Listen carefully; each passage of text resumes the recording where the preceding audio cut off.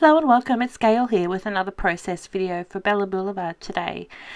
In this video I'm going to be creating a layout with some colour on colour embellishing on a rainbow inspired background. This week the Bella Blvd creative team are featuring the fundamental stickers on all of our projects. So here you'll see I'm flipping through a whole bunch that I've pulled from my collections to start. You get a coordinating sheet of these stickers with every collection. So I'm going to be mixing and matching my collections today on my project and scrapping by colour rather than by collection, which is a little bit different for me. The photo I'm going to be using is a small black and white photo of myself. So the first thing I do is get my background ready. So trimming my cardstock down to 11.5 by 11.5 inches. And what I want to do is paint some coloured stripes on the background. And on these coloured stripes is what I'm going to be adding my embellishments to. I'm going to use the acrylic paints that are from Illustrated Faith. The colours are really vibrant. They're really pretty. I've decided that I need 5 stripes of colour on my background. So I'm going to mix up a couple of colours as well to give me sort of softer versions of the colours that are in the tubes there. So I'm mixing the yellow, the teal and the really hot pink there with some white to give me a softer colour. Once I've mixed those colours, it's time to just go for it on the background. I've got a spatula that I'm going to be using to apply the paint. If you don't have a spatula, you can use an old gift card or something like that, or you can even just use a paintbrush. It doesn't really matter. I want it to be fairly neat and straight, but of course not perfect, because it is going to look like it has been brushed on the background there. So I just scrape it on across, starting with the middle stripe so I can get them all fairly evenly spaced on my layout as well. So you can go back and fill in bits that you've missed and make it a little bit more even if you want to, or you could just leave it nice and random as well. I try not to play with it too much because I think that if you get sort of streaks from the palette knife in it, it sort of loses that natural look. So once I've done the yellow, I'll move on to the soft blue beneath it. Trying to get them all a fairly consistent size and thickness as well. With the pale blue, I do go back and remove some of the paint a little bit, because I think another tip I have is to not make it too thick, because then it's going to take ages to dry. And because I'm a little bit impatient, I want it to dry fairly fast. So I did it nice and thin. For the bottom, that teal colour, I just use the paint straight from the tube. And you can either squeeze it straight onto your background or straight onto your palette knife, it's up to you. You will see a little bit of texture on my stripes, and that's simply because the white cardstock that I'm using for my background has a bit of texture on it, so it does show up when I'm swiping that paint across. And the same with the pink, straight from the tube.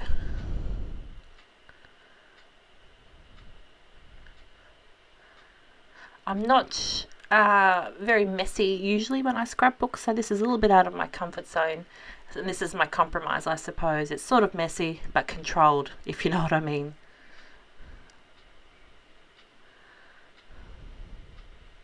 And then finally, the pale pink is the last stripe I'm going to put towards the top of the page. So you could do any colours you like. It just so happens that they're my favourite colours, and they match with the black and white. You could do all monochromatic. You could even add some metallic paint in there if you had it. So I'm just adding a little bit extra of the teal paint down the bottom. I wanted it to just be a little bit more vibrant.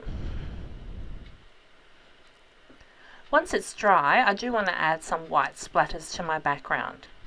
So I'm going to use the white acrylic paint from that same Illustrated Faith paint set.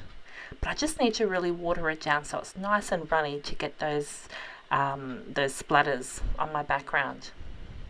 So you want it to be like a wet ink consistency. And you load up your paintbrush nice and full, and then I'm just tapping it on my finger to get the splatters on my background. I probably should have covered up my work surface first. But that's okay, it was easy to clean up after just with the baby wipe.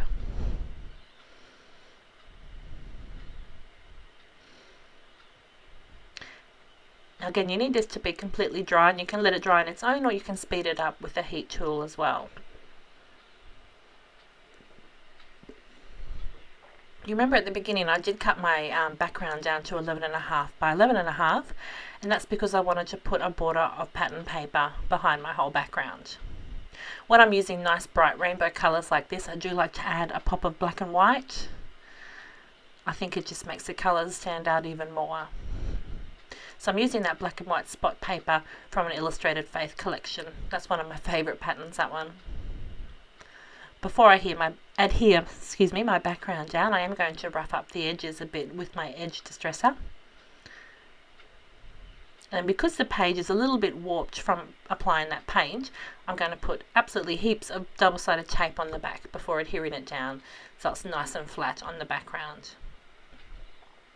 I'm not putting the tape all the way to the edge because I do want to run it through my sewing machine to get stitching around the edge there. So that's the background done. Now it's time to embellish on top. So I know that's where my photo is going to go. I know I'm going to use one of the acrylic words for my title. That's the word embrace. And I know that I want to add a few layers of pattern paper behind my photo.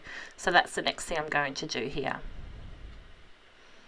Just play around with those three main colours of pink, yellow and teal, and get a few layers happening. So again, those pattern papers are from a few different collections. All the supplies are listed on the Bella Blvd blog post that goes with this video.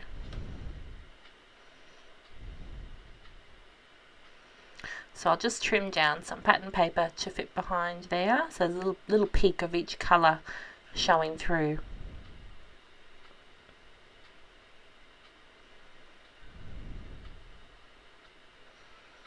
Again, trying to stick to the pink up the top, the teal down the bottom and the yellow in the middle. They overlap slightly, but it doesn't sort of wreck that effect at all. Once I'm happy with the size and the placing of the pattern paper borders, I just stress all those edges and then adhere all the layers down together. I just used a tape runner for that. Nice and quick and easy.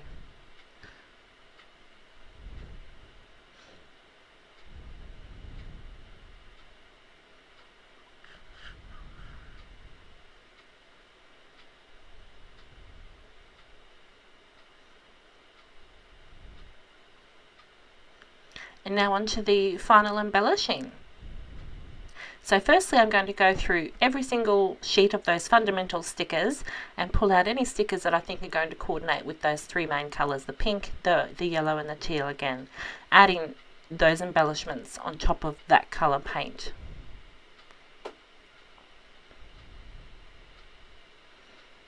So this does take me some time to do. I'm a little bit fussy and picky when it comes to doing things like this. It takes me absolutely ages. So I did cut a lot of that out. But this is basically what I did. Just went through sheet by sheet. I also ended up adding in some die cut paper pieces and some puffy stickers as well for a bit of interest and texture. You get such a variety of stickers on the fundamental sheets that there was just no shortage there. It was just a matter of arranging them nicely and keeping the focus still on the photo on my layout.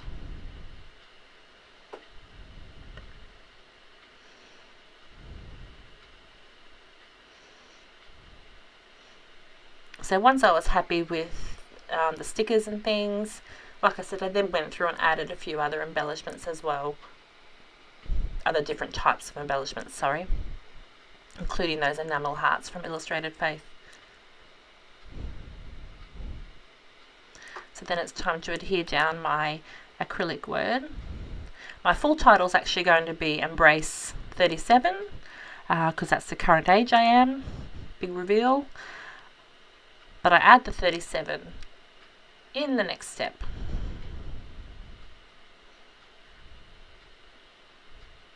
So I type out all my journaling on some white cardstock and then I just cut it into strips, the same way I normally do on most of my projects. So that's how I'm going to add the word 37 to my title.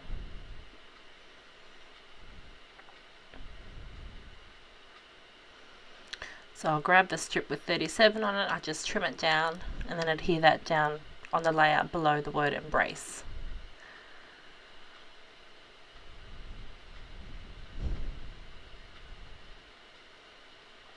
Now I think on this layout especially it was very useful to use the strips of journaling rather than just a block, because then you can see the colours from the striped background showing through.